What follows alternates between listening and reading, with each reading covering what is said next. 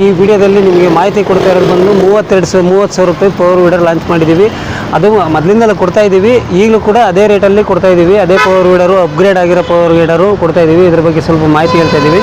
ಇದು ಬಂದು 170F engine ಬರುತ್ತೆ, ಒಂದು 3 ಲೀಟರ್ ಟ್ಯಾಂಕ್ ಇರೋ ಕೆಪಾಸಿಟಿ ಇರೋಂಥ ವೀಡರ್ ಬರುತ್ತೆ, ಮತ್ತು ಅಳತೆ ಕಡಿಮೆ ಬರುತ್ತೆ. ಮೊದಲೇ ಬೇರೆ ವೀಡರ್ಗೂ ಇದಕ್ಕೂ ಹೋಲಿಕೆ ಮಾಡ್ಕೊಂಡ್ರೆ ಅರ್ಧ ಅಡಿ ಡಿಸ್ಟೆನ್ಸು ಒಂದು ಸ್ವಲ್ಪ ಕಡಿಮೆ ಬರುತ್ತೆ, ಥಿಕ್ನೆಸ್ಸು ಅಂದರೆ ಕಡಿಮೆ ಇರೋ ಜಾಗದಲ್ಲಿ ಉಳುಮೆ ಮಾಡ್ಕೊಳ್ಳೋಕ್ಕೆ ಅನುಕೂಲ ಆಗಿದೆ.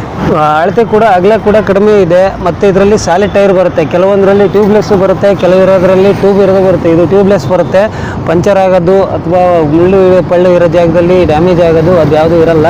ಆರಾಮಾಗಿ ಕಲ್ಟಿವೇಷನ್ ಹೊಲಕ್ಕೆ ಪಲ್ಕೆ ಕ್ಯಾರಿ ಮಾಡ್ಕೊಳಕ್ಕೆ ಚೆನ್ನಾಗಿದೆ. ಇದನ್ನು ಯಾವ ರೀತಿ ಯೂಸ್ ಮಾಡ್ಕೊಬೇಕಂದ್ರೆ, ನಮ್ಮ ರೈತರು ಇಂಟರ್ ಕಲ್ಟಿವೇಷನ್ಗೆ ಆಗಿರ್ಬೋದು, ಅಥವಾ ಟೊಮೆಟೊ ಬೆಳೆದಿರ್ತಾರೆ, ತಂತಿ ಬಿಡೋ ಬೆಳೆಗಳು, ಬೀನ್ಸು, ಅಥವಾ ಎಲ್ಲ 1.5 ಅಡಿ ದಾಯದಿಂದ 3.5 ಅಡಿ ದಾಯದವರೆಗೂ ಏನೆಲ್ಲ ಬೆಳೆಗಳು ಬೆಳೀತಾರೆ ಎಲ್ಲದರಲ್ಲೂ ಪ್ರತಿಯೊಂದರಲ್ಲೂ ಇಂಟರ್ ಕಲ್ಟಿವೇಷನ್ ಮಾಡ್ಕೋಬೋದು.